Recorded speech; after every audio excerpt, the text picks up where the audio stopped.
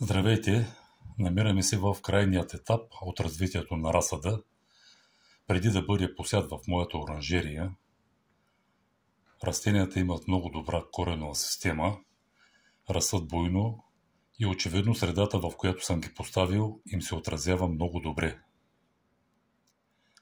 За да се развиват добре растенията, трябва да има светлина и оптимално количество хранителни вещества, които да са балансирани с точната дозировка на водата.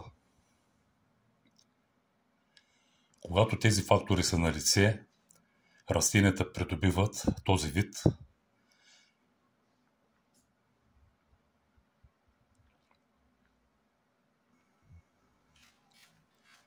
Вижте тези кратавички, посяти в кофички от кисело мляко, и ги сравнете с тази форма от шише, където съм посял красавица, и да разликата е очевидна.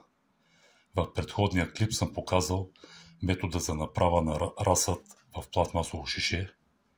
Там може да се запознаете с него.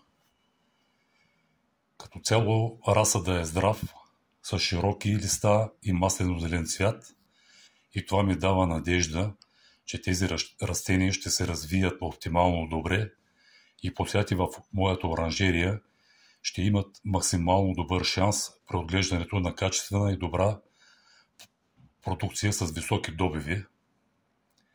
Ако видеоклипът ви е харесал, моля да подкрепите каналът ми, като се абонирате за него.